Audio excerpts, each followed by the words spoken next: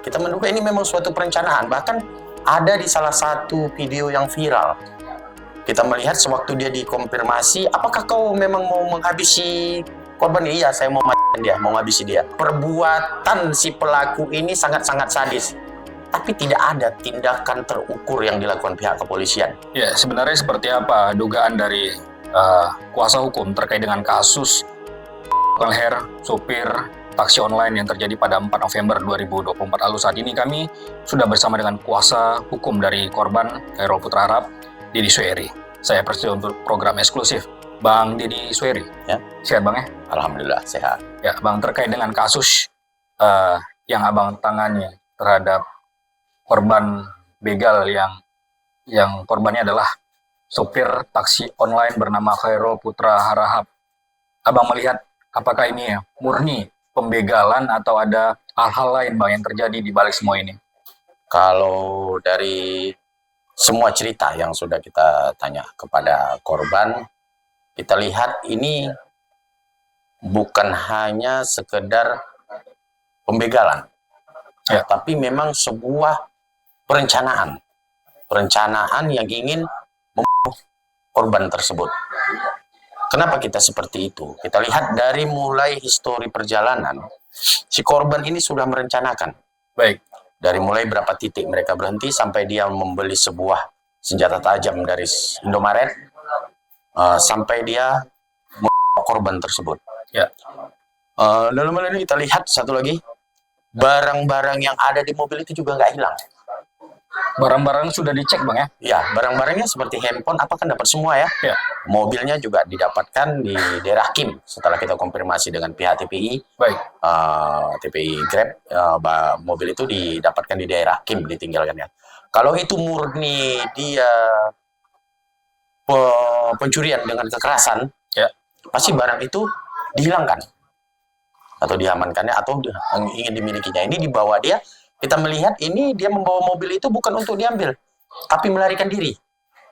Melarikan diri, tinggalkannya di Kim, diambil. Nah, kita menduga ini memang suatu perencanaan. Bahkan ada di salah satu video yang viral. Kita melihat sewaktu dia dikonfirmasi, apakah kau memang mau menghabisi korban? Iya, saya mau menghabisi dia. Berarti kan memang ada niat si pelaku itu untuk menghabisi nyawa si supir taksi online ini. Baik, analisis dari kuasa hukum. Apakah memang pelakunya hanya satu orang atau ada orang lain yang terlibat di dalamnya? Kalau itu kita lihat, ini kita belum bisa memprediksi. Kita menduga ini bukan ada orang lain, tapi ini adalah orang, kita duga korban narkoba ataupun judi. Kita melihatnya narkoba, karena tidak mungkin seorang yang waras dapat melakukan hal sebiadab itu, borok manusia, kecuali dia terpengaruh dengan narkoba.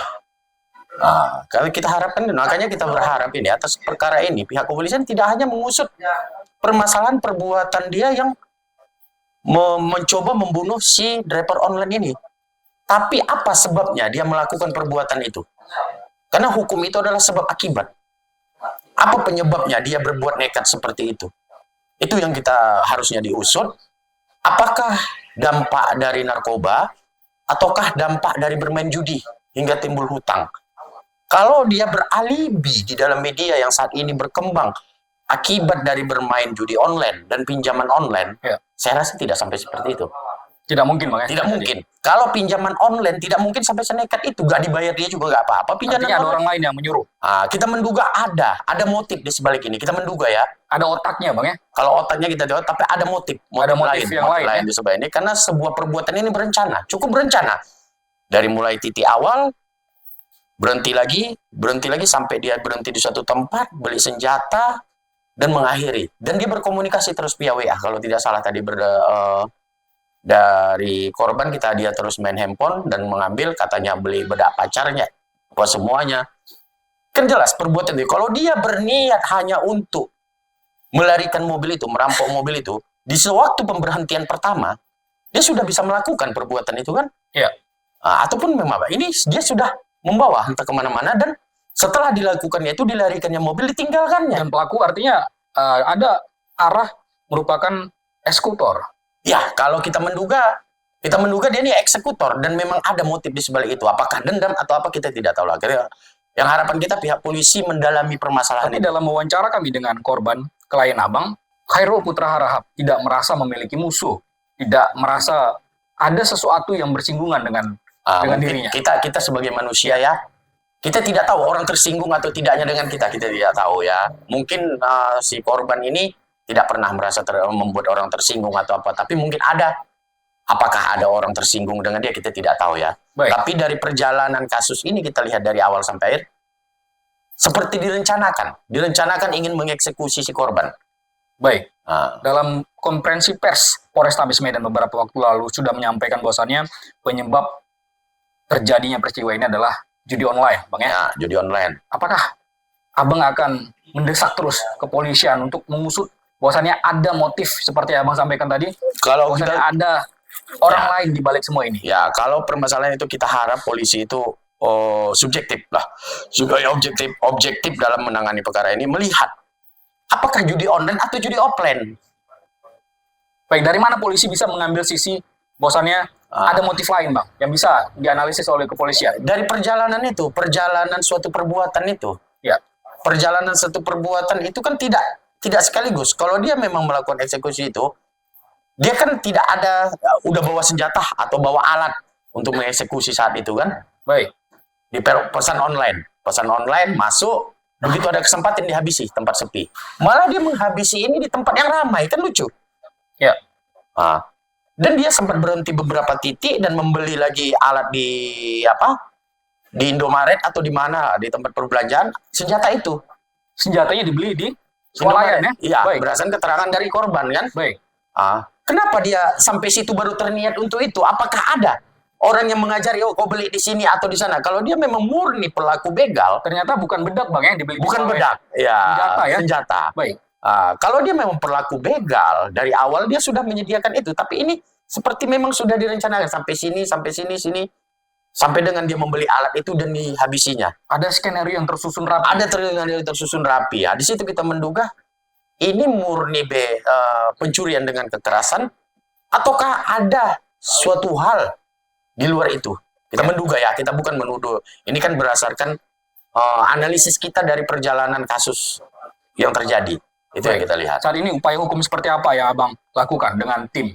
Kami dari tim DSP Law Firm akan mengawasi proses perkara ini dari mulai tingkat penyidikan kelak sampai dengan lembaga jaksa sampai dengan pengadilan. Sampai saat ini ada yang janggal tidak menurut abang? Kalau saya rasa itu satu lagi yang janggal kita lihat, jelas perbuatan si pelaku ini sangat-sangat sadis. Tapi tidak ada tindakan terukur yang dilakukan pihak kepolisian.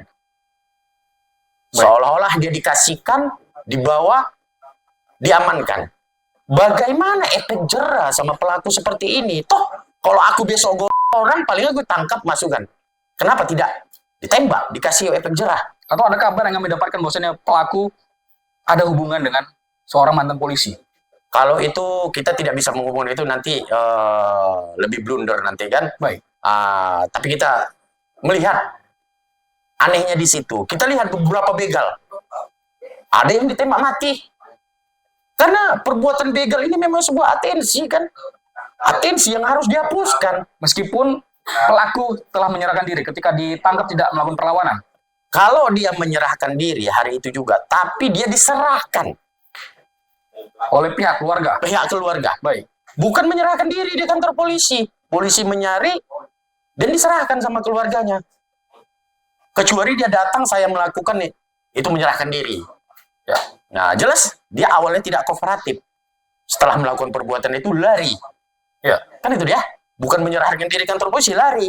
Tapi pihak keluarga berinisiatif menyerahkan. Di situ dia.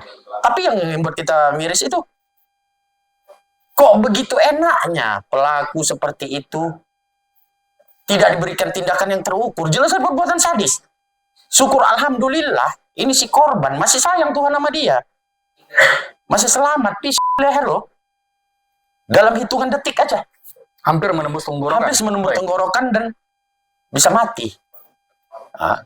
Kecuali dia cuma luka-luka, dipukuli atau apa, itu biasa kan. Ini memang niat. Kalau udah leher itu sudah niat kan, niat menghabisi. Tapi kita lihat ya, Dia datang begitu aja, tidak ada tindakan terukur dari kepolisian. Artinya- Kita sangat kecewa. Ya. Kalau kita melihat, kita sangat kecewa dengan pengamanan yang dilakukan sama dia, seolah-olah diberi keistimewaan pada si pelaku begal ini. Harusnya begal itu, begitu dia tega sama orang, kita harus tega. Buktinya berapa kasus begal yang kita lihat selalu diberi tindakan yang terukur kan oleh pihak kepolisian. Kenapa ini diberi keistimewaan? Ada apa? Ini yang menjadi tanda tanya pada kami kuasa hukum. Ada apa? Kenapa si pelaku begal terhadap supir taksi online ini diberi keistimewaan? Sampai kapan tim akan mendesak persoalan ini? Sampai dengan proses ke pengadilan, kita akan kawal terus dengan desak. Kita akan pantau. Kita berharap hukumannya akan maksimal. Baik, Bang Itu ya. Deddy Sueri, apa yang ingin Abang sampaikan terakhir? Yang ingin saya sampaikan kepada pihak kepolisian, bagi pelaku begal itu, jangan ada diberi keistimewaan satupun. Pelaku begal itu harus diberikan tindakan yang terukur, biar ada efek jera. Jangan pandang siapa pelaku begal itu, anak siapa pelaku begal itu. Pelaku begal tetaplah pelaku begal yang meresahkan masyarakat. Beri tindakan terukur. Karena bila diberi keistimewaan akan berlanjut lagi. Keluar dia nanti dari penjara, akan melakukan hal yang sama. Kasih tanda sama dia, biar ingat dia, aku pernah melakukan begal. Itu yang harapan Baik, kita. terima kasih Bang Deddy Sueri. Kami tunggu nanti informasi selanjutnya terkait dengan proses hukum yang Abang upayakan untuk klien Abang Ya. Khairul Putra Harap Bang Siap. Deddy Sueri ya. Nanti kita terus akan Baik, komunikasi. saya selalu Bang Deddy Sueri. Demikian tadi saudara wawancara kita dan kuasa hukum dari korban supir taksi online yang sempat lehernya oleh pelaku pada 4 November 2024 yang lalu. Seperti apa nanti proses hukumnya, kami akan menginformasikan lebih lanjut kepada Anda di episode selanjutnya. Saya Prasetyo untuk program eksklusif. Sampai jumpa.